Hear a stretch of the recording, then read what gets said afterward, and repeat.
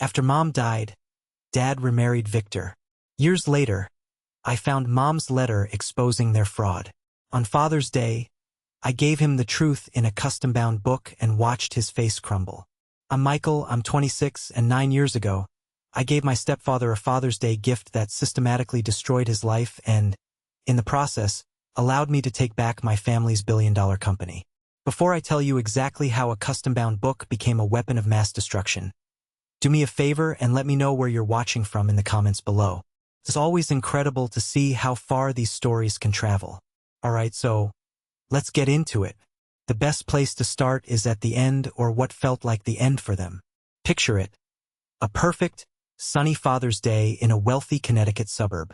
My dad's sprawling home, the one my mother designed, is filled with the scent of catered barbecue and the low hum of polite, corporate laughter.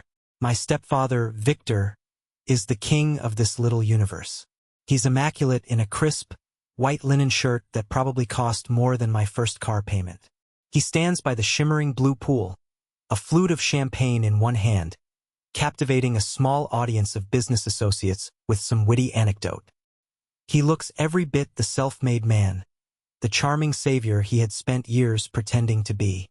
I approach him, my heart hammering a steady, cold rhythm against my ribs. In my hands, I'm holding a beautifully wrapped gift. It's heavy, solid. He sees me and his face breaks into that polished, camera-ready smile I'd come to know so well. It's a smile that never, ever reached his eyes.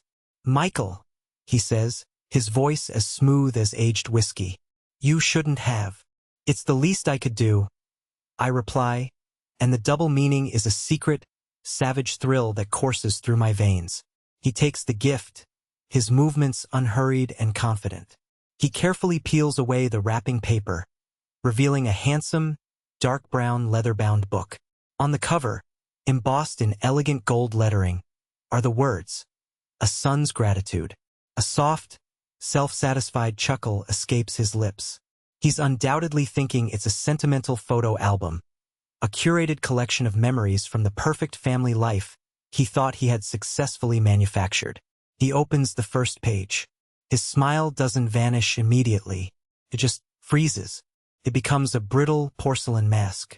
His eyes, dark and suddenly confused, scan the page, then flick to the next. The healthy, sun-kissed color drains from his face, leaving behind a sickly, pale sheen. His knuckles turn bone-white as he grips the edges of the book. The champagne flute in his other hand begins to tremble, a tiny, silent earthquake.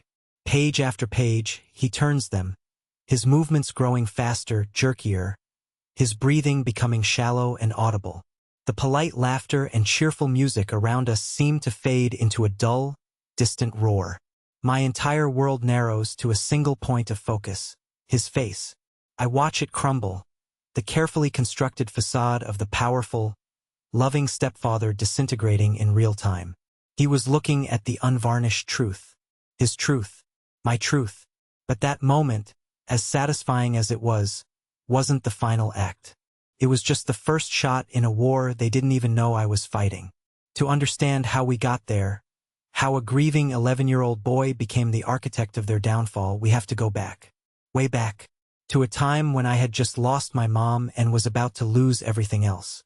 My mother, Catherine Sterling, died 2 months after my 11th birthday. Melanoma. It was a thief in the night, fast and utterly brutal. She wasn't just my mom. She was the sun my small universe orbited around. She was brilliant, fiercely intelligent, and had a laugh that could make the whole house feel warm. She was the one who built Sterling Investments from a small, boutique firm into a powerhouse on Wall Street. My dad, Robert, worked there and he was competent, but she was the visionary. She was the architect. Her death didn't just leave a hole in our lives. It created a black hole, sucking all the light and warmth out of our home. For exactly 1 year, it was just me and my dad, 2 ghosts rattling around in a house that was suddenly too big, too quiet. He was lost. Adrift in a sea of grief I was too young to help him navigate. I was lost too. We were united in our mourning, or so I believed. Then, on the 1-year anniversary of her death, to the day, he sat me down in the living room. It was in the exact spot on the couch where Mom used to read me The Hobbit. "Michael," he began, his eyes fixed on a spot on the wall just over my shoulder. "I've met someone. His name is Victor. He makes me happy again." He said it like a man confessing a crime. The name, Victor, scraped at the edges of my memory.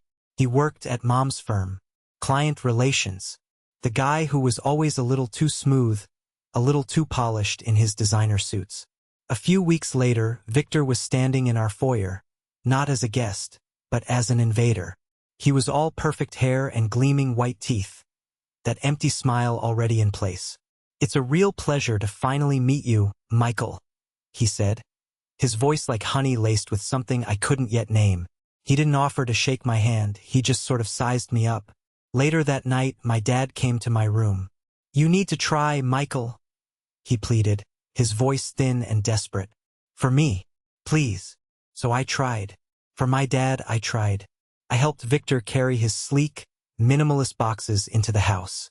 They were a stark, cold contrast to the warm, traditional furniture Mom had chosen with such care. The first casualty was her office. It was my favorite room, filled with the scent of old books and her lavender perfume. Victor declared it would be his meditation space. He had movers pack up her books, her industry awards, her framed photos with legendary CEOs. He called her magnificent, hand-carved mahogany desk terribly provincial, and had it hauled away, replaced by a sterile slab of glass and chrome that looked like it belonged in a modern art gallery. Then, the family photos began to vanish. It was a slow, insidious campaign of erasure. The large family portrait in the main hallway, me, Mom, and Dad on a sailboat, all of us laughing into the wind, was the first to go. It was replaced by a massive, abstract canvas of angry black and blue slashes. Then the smaller, framed photos on the living room mantelpiece disappeared one by one. Me and Mom building a sandcastle, the three of us on a ski trip, her proud face at my 5th grade graduation. They were swapped out for stark, silver frames holding glossy pictures of Victor and my dad at some black-tie charity gala, smiling for the society pages. It was a systematic deletion of our history, and my dad, my own father, stood by and let it happen, nodding and agreeing that the new aesthetic was much cleaner. For the next 5 years, I became an actor in my own home. My life was a performance. On the outside, I was the perfect, grateful stepson. I wore the stiff, uncomfortable clothes Victor bought for me. Tiny suits for his corporate dinners, designer jeans that felt like a costume. I maintained a perfect 4.0 GPA. I smiled on cue. I was a well-behaved prop in the flawless new life they were constructing for themselves. My dad, once so present in my life, was now a stranger, completely swept up in Victor's dizzying social calendar of client dinners, gallery openings, and weekend jaunts to the Hamptons. One afternoon, a friend from my old neighborhood, Kevin, came over. We were in my room trying to build a Lego set just like old times. Victor came in without knocking. He looked Kevin up and down with a barely concealed sneer, taking in his non-designer jeans and sneakers. "Michael, do be sure your guest doesn't scuff the new hardwood floors," he said, before walking out. The air in the room turned to ice. Kevin left 20 minutes later and never came over again. My nights were my own. In the lonely darkness of my room, the mask would finally come off. For the first few years after he moved in, I had a secret ritual. I had managed to save one of my mom's old cashmere sweaters from Victor's purge, hiding it in a box under my bed. Every night, I'd pull it out, bury my face in the soft wool, and inhale, desperately trying to conjure her scent. But eventually, the lavender and old books faded, and all that was left was the hollow, aching scent of nothing. My only real confidant was Buddy, our goofy, aging golden retriever. He was a relic from my mother's time, and I think Victor would have gotten rid of him too if he could have. I'd whisper all my fears and all my anger into his warm, soft fur, and he'd just sit there, patiently, occasionally licking the silent tears from my face. He was the only living creature in that house who saw the real me.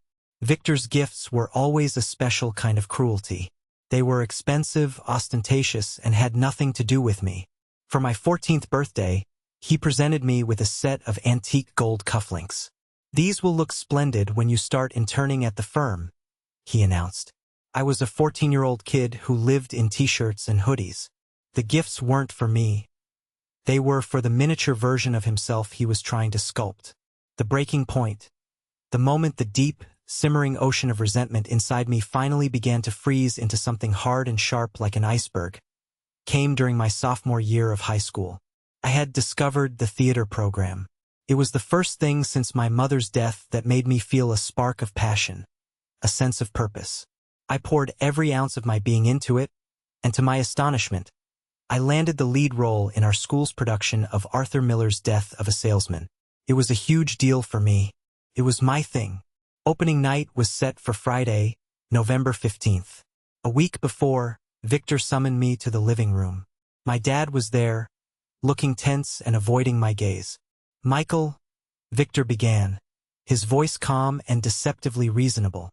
"I see your play is scheduled for the 15th. As it happens, we have the annual Richardson Foundation Charity Gala that same night. It's a very important event for the firm." "Okay," I said, not yet seeing the collision course. "I hope you guys have fun. I'll see you when you get home." Victor exchanged a pointed look with my dad. "Well, that's the complication.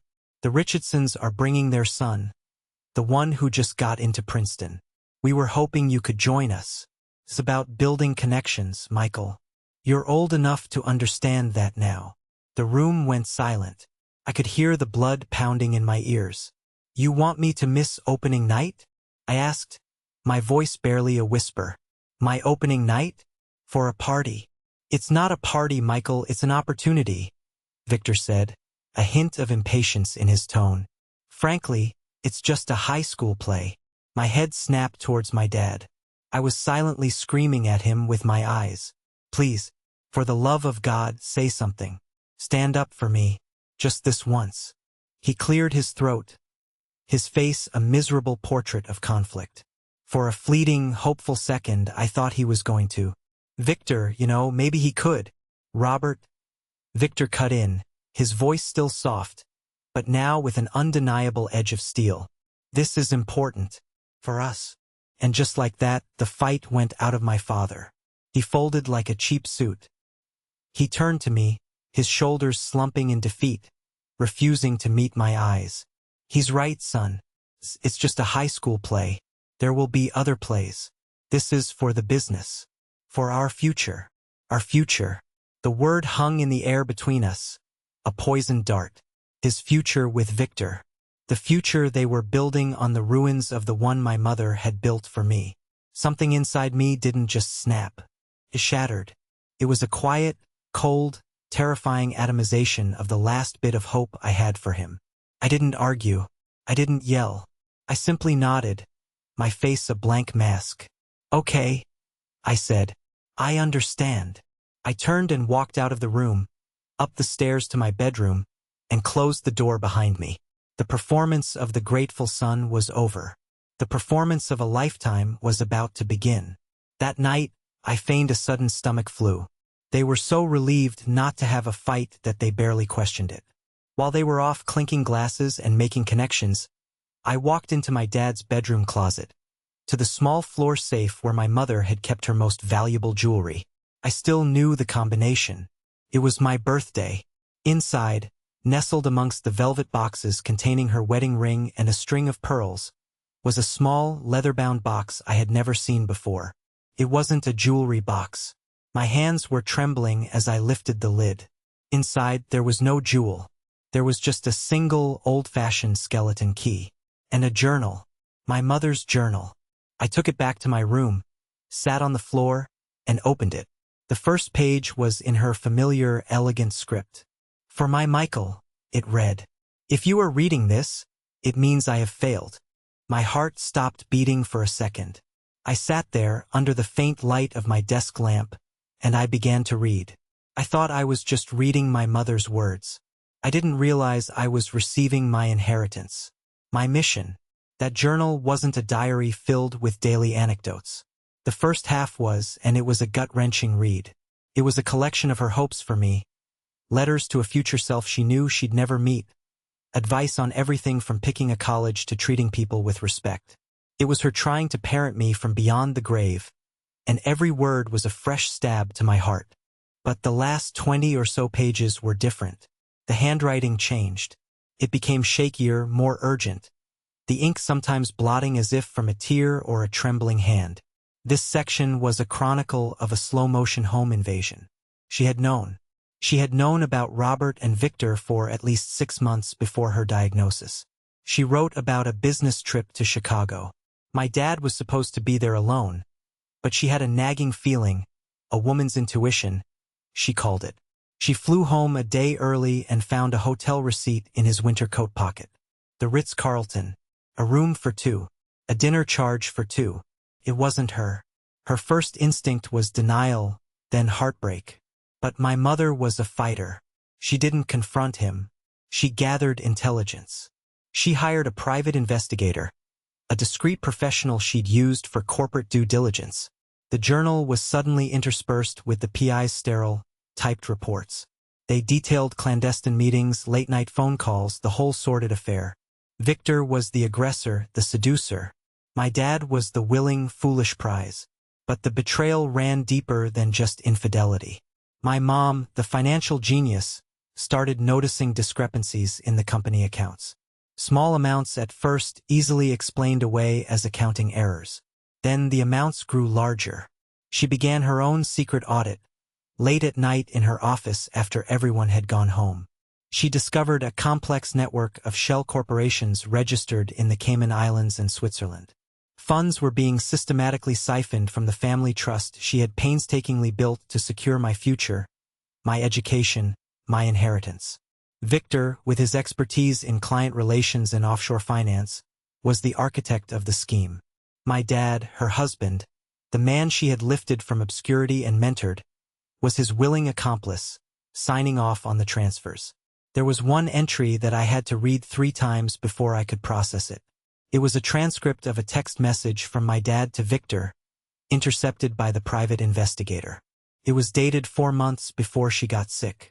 It read, "Sometimes I wish she would just disappear.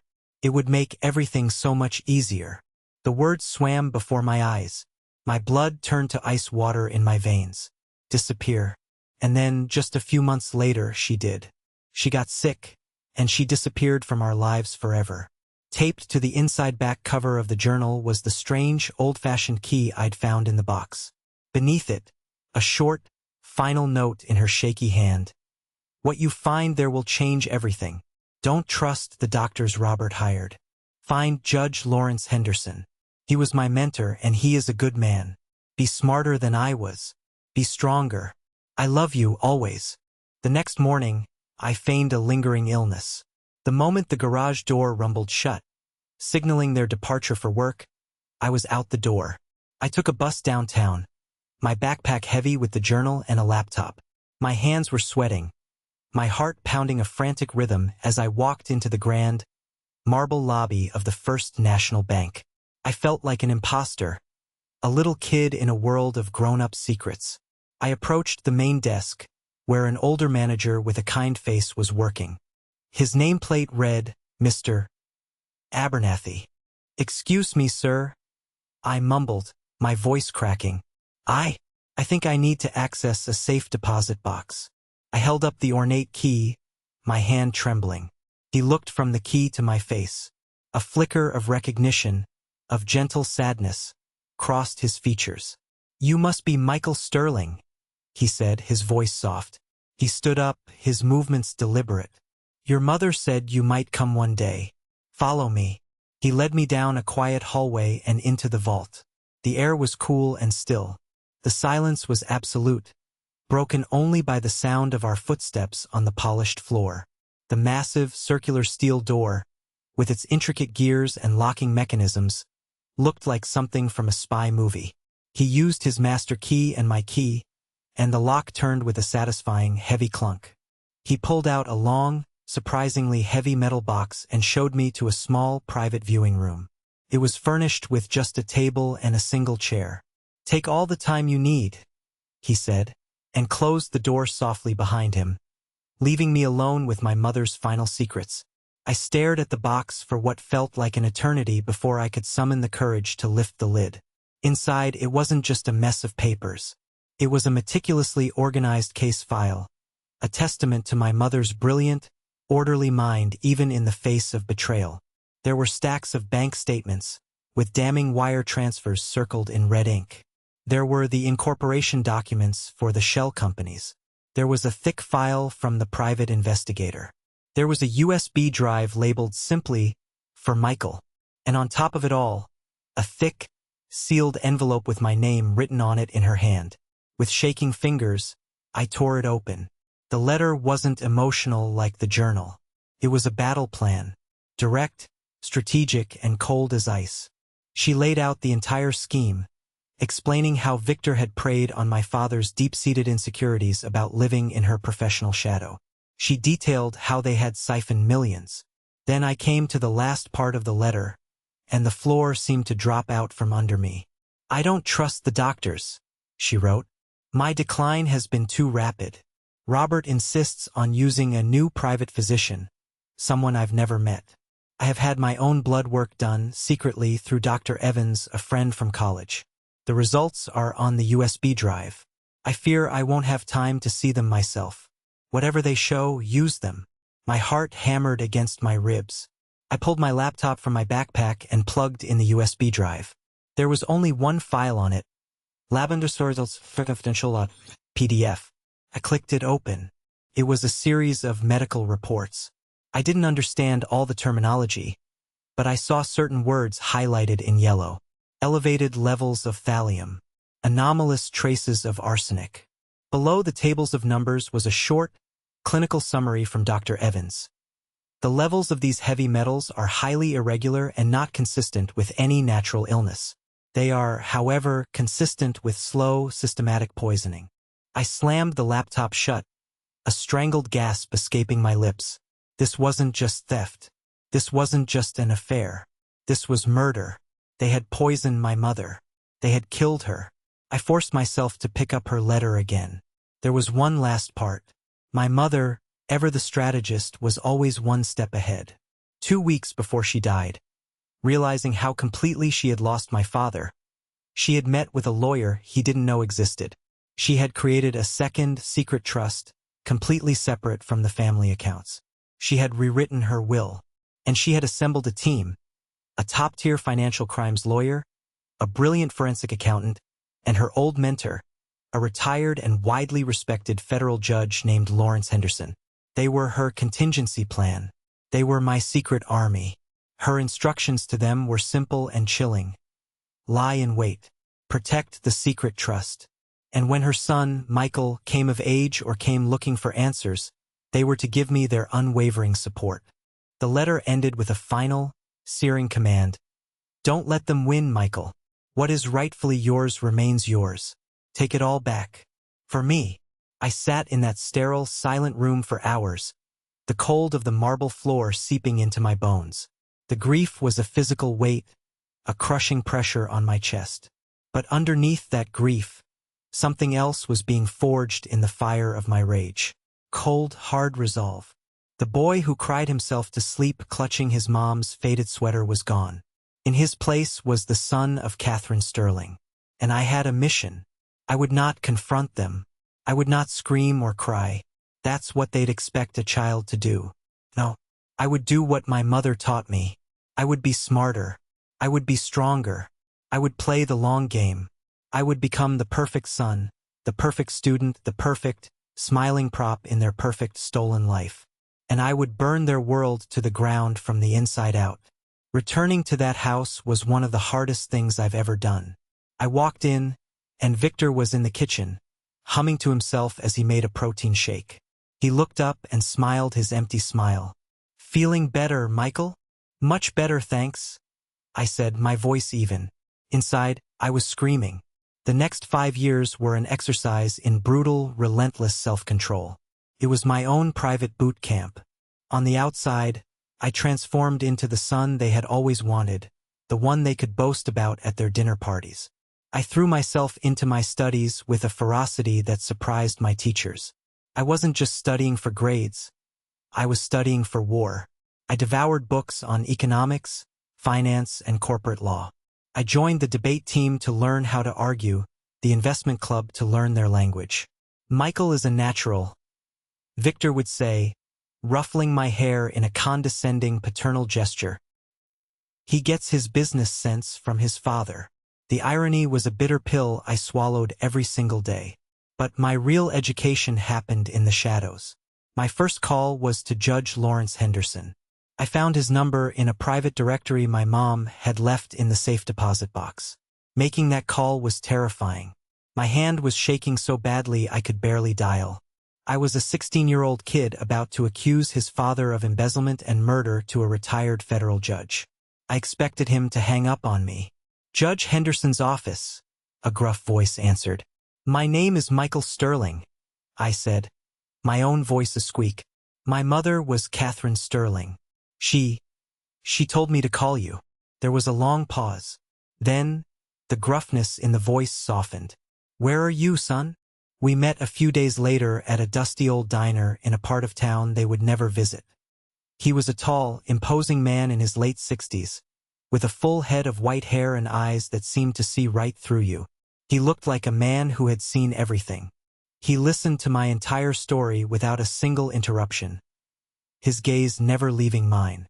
I told him everything, my voice cracking as I got to the part about the poison. When I finished, I slid the USB drive across the sticky tabletop. He didn't look at it. He just looked at me, a deep sadness in his eyes. "Your mother," he said, his voice a low rumble, "was the most brilliant and honorable person I ever knew, and the most stubborn. She told me she had put a contingency plan in place. She made me promise I'd look out for you if the worst happened. It seems the worst has happened." That meeting was the beginning of my true apprenticeship. The judge became my general. He introduced me to my lieutenants. There was Alicia Thorne, the financial crimes lawyer. She was a woman in her 40s, so sharp and intense she could have cut glass with her stare. Then there was Samuel Davies, the forensic accountant. He was a quiet, unassuming man in his 50s who looked more like a librarian than a financial bloodhound. But he could make numbers confess their darkest secrets. They became my secret faculty, my real school. My afternoons, supposedly spent at debate club practice, were actually spent in Alicia Thorne's stark, modern conference room. She put me through grueling mock depositions. She was relentless, attacking my story, questioning my motives, trying to make me break. In one session, she brought up my mom. "So you're doing all this for a woman you barely remember? Are you sure this isn't just a teenager's fantasy? A way to get attention?" She pressed, her voice cold. I felt a hot surge of anger, and I started to yell. She just held up a hand. "Stop. You just lost. They will use her against you, Michael. They will use your grief, your love for her, as a weapon to discredit you. You cannot let them. You have to compartmentalize. Emotion is a liability in a courtroom. Facts are your armor. Evidence is your sword." It was a brutal lesson, but a necessary one. With Sam Davies, I learned the secret language of money. We'd meet in the back room of his small, cluttered office, surrounded by stacks of files. He would spread out financial statements on a huge table and teach me how to follow the twisting, serpentine trail of stolen money. "Criminals always think they're being clever with this stuff," he explained one afternoon, tracing a line with his finger through a maze of transactions. A wire transfer from Sterling to Shell Corp A in Delaware, which then pays a consulting fee to Shell Corp B in the Caymans, which then buys a piece of art from a gallery in Switzerland owned by, look at that, a trust managed by Mr. Victor. He smiled grimly. "They always leave a trail, Michael. Greed makes people sloppy. Our job is to be more patient than they are greedy." My first real test, my first field exercise, was a small one. Sam had identified a pattern of inflated invoices from a specific catering company Victor always used for corporate events. It was a classic kickback scheme. On my own, using a burner email and a library computer, I sent an anonymous, one-sentence tip to a mid-level manager in Sterling's internal audit department. Someone I knew was honest and by the book. The tip just said, "Take a closer look at the invoices from Elite Catering. Compare them to industry standard costs." For the next 2 weeks, I watched from the sidelines as a quiet, contained panic erupted within the executive floor. I overheard my dad and Victor in a hushed, furious argument in the study. "How could audit have flagged this?" my dad whispered. "It's a needle in a haystack." "Someone talked," Victor hissed back. "Someone inside is talking. They never suspected me. How could they? I was just the quiet, bookish kid upstairs." But their paranoia was a small, satisfying victory. Proved I could land a punch without them ever seeing my face. Judge Henderson was my strategist, my chess master. We'd meet on weekends for walks in a large public park. He taught me patience and perspective. A prosecutor doesn't charge into a courtroom with one piece of evidence, no matter how good it is, he told me, as we watched two old men play chess. He builds an ironclad case. He corroborates every fact. He anticipates every defense. Right now, you are the prosecutor, and your life is the courtroom. We don't go for the king in one move, he'd say, gesturing to the board. We control the board. We eliminate his defenses, his bishops, his rooks. We cut off his escape routes. We isolate him. Only then, when he is utterly alone and exposed, do you deliver the checkmate. While I was their prodigy, graduating high school a year early and earning a full scholarship to Yale, I was secretly becoming their worst nightmare. They were so proud, so insufferably smug. They saw my ambition as a reflection of their own success, a product of their brilliant influence. The ultimate trap, the final, fatal mistake that would seal their fate, came from them. It was the summer before I was set to leave for college. Victor called a family meeting in the living room. He and my dad sat on the sofa opposite me, beaming. Victor slid a thick stack of legal documents across the polished coffee table. "Michael," he began, his voice thick with a cloying, false emotion. "Your father and I have been talking. For years now, you haven't just been a stepson to me. In my heart, you are my son. In every way that matters. I want to make it official. I want to legally adopt you." I stared at the papers. Adoption. A cold, sharp laugh almost escaped my lips. This had nothing to do with love. Alicia Thorne had prepped me for this possibility months ago. Adopting me, an adult heir, would legally cement Victor's claim on the family estate and inheritance tree. It was a financial power grab, a strategic move to secure his position permanently, just in case anything ever happened to my dad. And it was the most perfect, beautiful mistake they could have possibly made. The adoption process, by law, required full, audited financial disclosure from all parties. It was the master key. It was the legal justification we needed to subpoena every record, every bank statement, every hidden trust they had. I looked up from the papers, and I summoned the performance of a lifetime. I widened my eyes. I let my jaw drop slightly. I let a single, well-timed tear slip down my cheek. "Victor," I choked out, my voice thick with emotion I didn't have to fake, just rechannel. I don't know what to say. Nothing would make me happier. My dad, bless his foolish heart, swelled with pride. He pulled me into a rare, awkward hug, clapping me on the back. "I knew you'd understand, son. This makes us a real family." Over his shoulder, I met Victor's eyes. He was smiling, a smug, triumphant smile. He thought he had just delivered the checkmate. He had no idea he'd just handed me his king. The game was almost over. All that was left was the final, devastating move. The next few weeks were a blur of intense, clandestine preparation. While Victor and my dad were happily meeting with their high-priced lawyers to draw up the adoption papers, my own secret team was preparing for all-out war. It was a perfectly orchestrated symphony of destruction. Sam Davies worked his magic with the preliminary financial disclosures they provided for the adoption. It was like giving a master chef the keys to the enemy's pantry. "It's better than I ever dreamed, Michael," he told me during one of our hushed meetings, his eyes gleaming with professional excitement. "They've gotten arrogant. Their paper trail is a highway, not a trail. We have everything." Alicia Thorne, meanwhile, drafted the legal documents that would act as a guillotine, ready to sever them from the company and their stolen wealth in one clean stroke. She prepared motions, affidavits, and injunctions, a legal arsenal aimed directly at the heart of their empire. Judge Henderson played the role of the quiet commander, making discreet calls to trusted allies he still had on the boards of several major banks and regulatory agencies. He was setting the stage, ensuring that when the final curtain fell, there would be no escape for them. My role was different. It was more personal. I wanted to deliver the psychological blow myself. I didn't just want to beat them in a boardroom.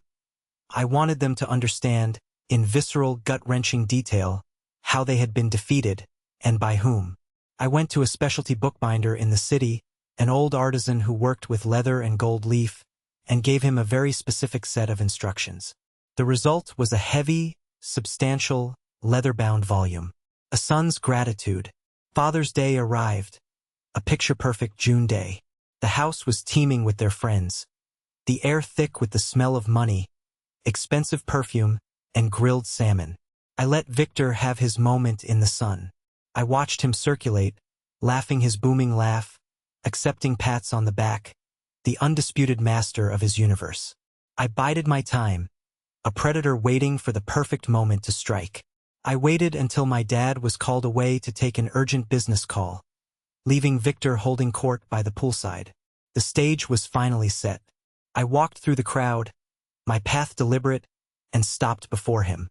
"Victor," I said, my voice clear and steady.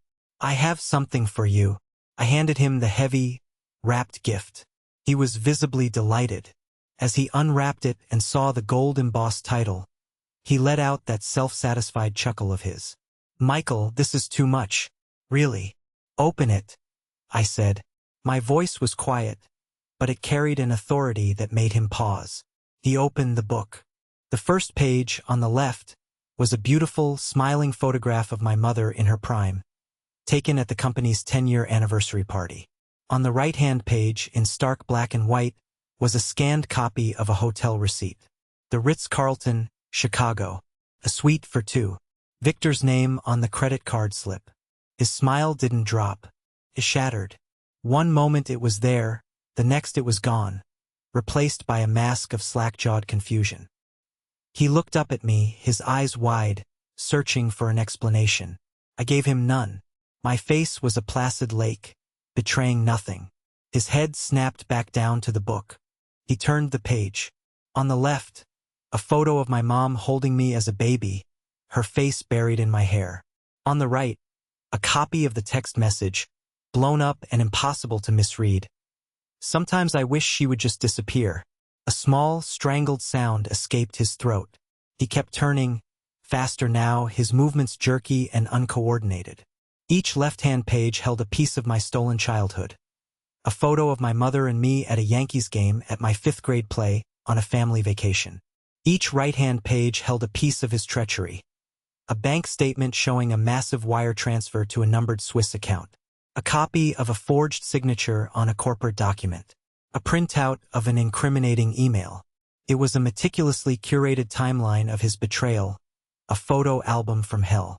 The guests around us were oblivious, their laughter and chatter forming a surreal soundtrack to Victor's silent disintegration. He was trapped, a specimen under a microscope. Finally, he reached the last section of the book. The pages turned from financial evidence to medical reports.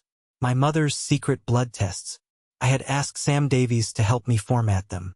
The clinical terms were there, but the damning words were highlighted in a stark, blood-red, thallium, arsenic. I had included a single page from a toxicology textbook, a brief, clinical explanation of what those substances do to the human body: hair loss, neurological damage, organ failure. A slow, agonizing death. His hand was shaking so violently the pages rattled. He looked around wildly, his eyes darting back and forth like a cornered animal, but no one was watching. No one but me. He finally reached the very last page. It wasn't another piece of evidence. It was a single, crisp sheet of paper, a formal letter from the law offices of Thorne and Associates. It was a legal notice, informing him that a motion had been successfully filed by a majority shareholder to convene an emergency meeting of the Board of Directors of Sterling Investments the following morning at precisely 9 a.m. The agenda: a vote on the immediate removal of the CEO and chairman for gross financial misconduct. He slammed the book shut with a loud crack that made a few nearby guests turn their heads. "What is this?" he hissed, his voice a venomous whisper, his face a grotesque mask of fury and terror. "It's gratitude," I said calmly, my voice never rising. "It's a record of everything you gave me. And now you're going to give it all back." He started to stand, a primal instinct to flee kicking in. I placed a firm hand on his arm. His expensive linen shirt felt slick with sweat. "I wouldn't do that if I were you," I said softly, my voice dangerously low. "The guests are all watching. Your business partners, your friends. You wouldn't want to make a scene. So, I suggest you smile." He looked at me, and for the first time in all the years I had known him, I saw past the facade. I saw the real man. A weak, terrified bully, stripped of his power. He slowly, mechanically sat back down. He even managed a grotesque, trembling parody of a smile. Just then, my dad came walking back from his phone call, holding a fresh drink, oblivious. "What's going on over here? Victor, you look like you've seen a ghost." "Even better," I said, standing up and smoothing my shirt. I was in control now. "I have to go take care of something. By the way, Dad, there's a gift for you waiting on your desk in the study. I got you an identical copy. Happy Father's Day." I turned and walked away without a backward glance, leaving them frozen together in their own private, sun-drenched hell. The next morning, the theater of war moved from the manicured lawn of their suburban paradise to a cold, sterile boardroom on the 50th floor of a skyscraper in Manhattan. My dad and Victor walked in at 8:58 a.m., flanked by their lead attorney, a slick corporate shark named Franklin. They looked haggard, their faces pale and drawn, as if they had aged a decade overnight. They were trying to project an air of righteous indignation, but it was a flimsy, transparent shield. They stopped dead in the doorway when they saw me. I wasn't sitting in a guest chair against the wall. I was sitting at the massive mahogany table, in the seat right next to the head. And at the head of the table sat Judge Lawrence Henderson. Alicia Thorne and Sam Davies sat beside me, each with a neat stack of files in front of them. The other board members, a collection of grim-faced, powerful men and women, were already seated. "What is the meaning of this, Lawrence?"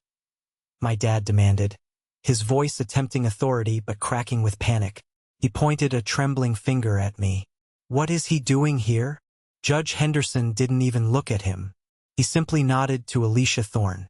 What followed was a calm, brutal, and systematic dismantling of their entire world. Alicia stood, her presence commanding the room.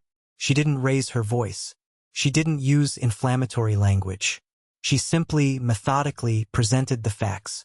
She spoke of fiduciary duty, of trust, of betrayal.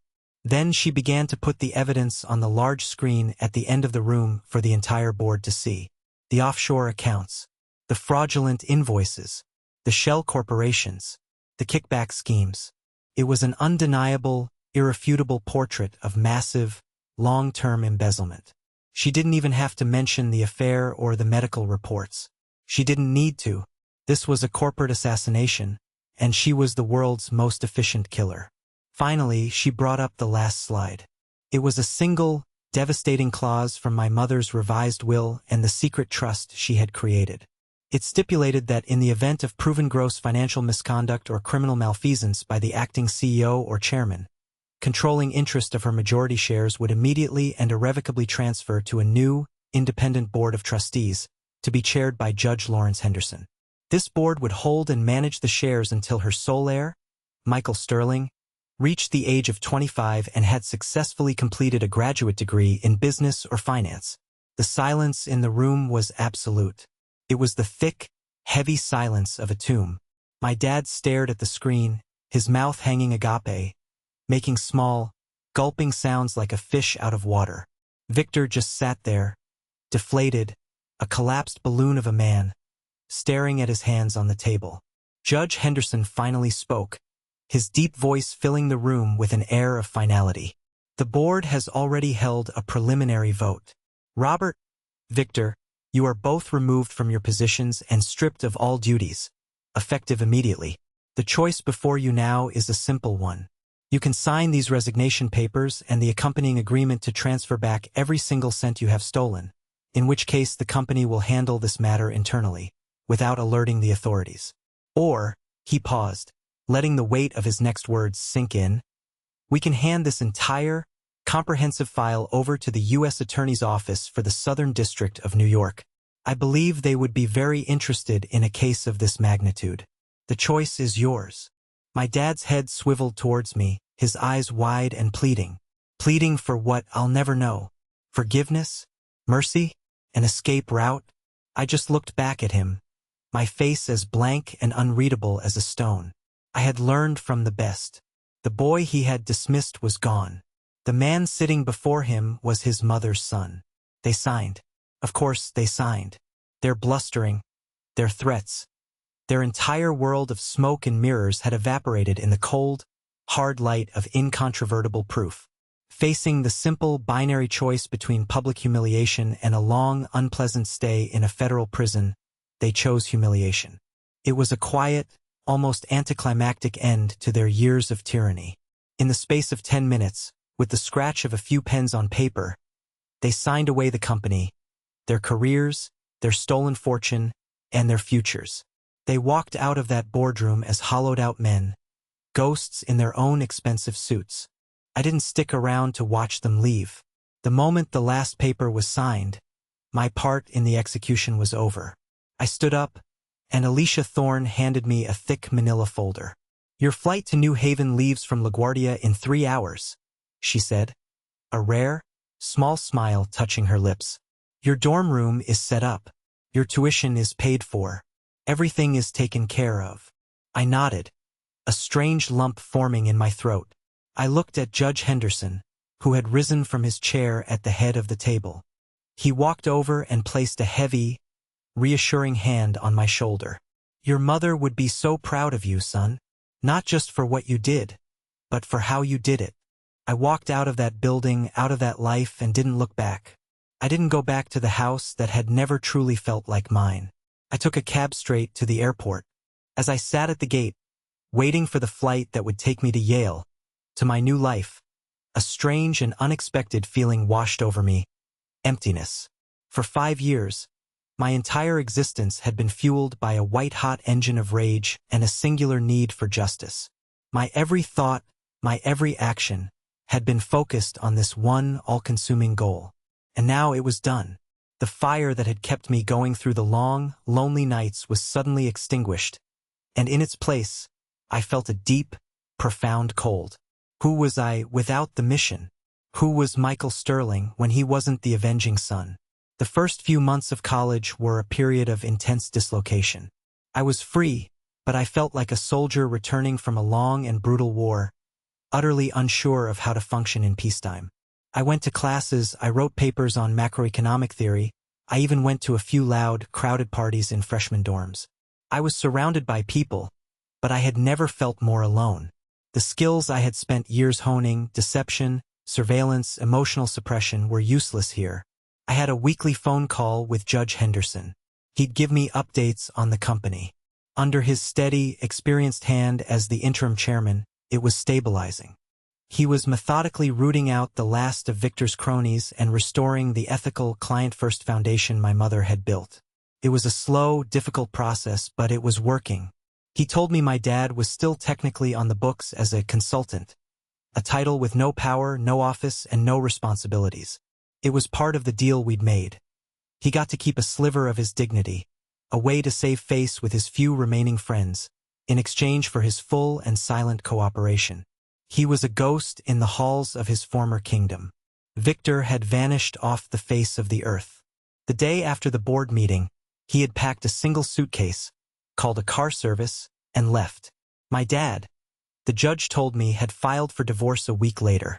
During one of our calls in the spring semester, I finally confessed my feelings of emptiness to the judge. I should be happy, I told him, my voice low. I won, but I just feel hollow. He was silent for a moment on the other end of the line. Then he said, Michael, revenge is a hungry ghost, consumes everything and leaves nothing behind. You didn't just win a victory, you survived a war.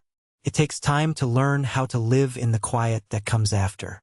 Be patient with yourself. Your mother's real legacy isn't the company. It's you. Now you have to figure out what you're going to build with it.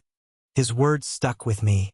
The final, darkly ironic twist that helped me finally close the door on that chapter of my life came about 6 months after the takeover. I got a call from Alicia Thorne about some final paperwork that needed my signature.